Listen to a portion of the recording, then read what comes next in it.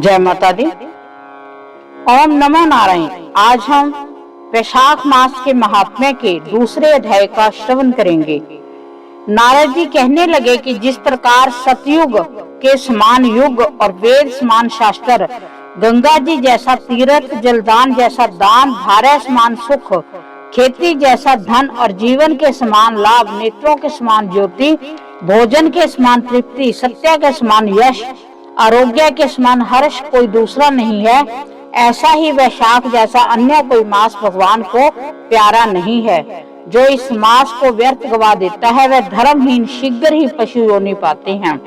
संसार में अनेक प्रकार के व्रत तप आदि हैं जो अत्यंत कष्ट साध्य हैं और उनसे फिर जन्म लेना पड़ता है, परंतु वैशाख मास में केवल स्नान मात्र से मनुष्य मोक्ष को प्राप्त होता है। सब दानों तथा तीर्थों के स्नान का फल वैशाख में केवल जल दान से ही मिल जाता है। जिसमें जल दान देने की भी शक्ति न हो वह दूसरों से दान दिलवावे, उनका भी वह फल होता है। जो पथिकों के लिए प्याऊ लगाता है वह अपने कई कुलों का उद्धार करता है। प्याऊ लगाने से देवता, पितर तथा ऋषि अत्यंत प्रसन्नता को प्राप्त होते हैं। बल की इच्छा हो तो जल दान, पवन की इच्छा हो तो पंखा और वैशाख मास में दान दे। जो प्यासे को जल पिलाता है वह राजसूय यज्ञ का फल प्राप्त करता है। जो धूप और पसीने से व्याकुल ब्राह्मण पर पंखे से हवा करता है वह सब पापों से रहित हो गरुड़ के समान हो जाता है। और ब्राह्मण को पंखा दान न करने वाले अनेक प्रकार के बात आदि से दुखित होकर नरक में वास करते हैं।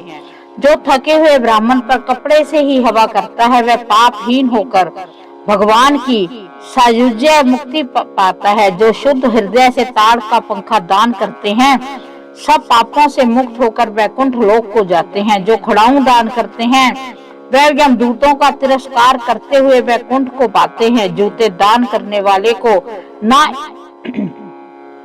इस संसार में दुख होता है ना ही नरक यातना भोगना पड़ती है। ब्राह्मण के याचना करने पर भी खड़ाऊ दान करने वाला राजा होता है। जो मार्ग में आश्रम के लिए घर बनाता है वह उसका फल देवता भी वर्णन नहीं कर सकते। जो अतिथि ब्राह्मण को भोजन करावे उसके फल का भी कोई विस्तार नहीं है। अन्न दान पाने वाला अपने माता पिता को भी भूलकर दान ही को अपना सर्वस्व मानता है। माता पिता तो केवल जन्म के दाता हैं, इसलिए विद्वान लोग अन्न देने वालों को ही पिता कहते हैं। इस प्रकार हमने वैशाख मास के दूसरे अध्याय को श्रवण किया। हम भगवान नारायण से प्रार्थना करते हैं कि वो भी हमें इतनी क्षमता बख्शे कि हम भी दान करने योग्य हों। तो इसमें उन्होंने दान का विशेष महत्व बताया है। जो इस को श्रवण करता है उस पर भगवान नारायण की विशेष कृपा होती है। तो मैं भगवान विष्णु से, भगवान नारायण से प्रार्थना करती हूँ कि वो हम सब पर अपनी कृपा दृष्टि बनाए रखें। इसी के साथ जय माता दी। ओम नमो नारायण।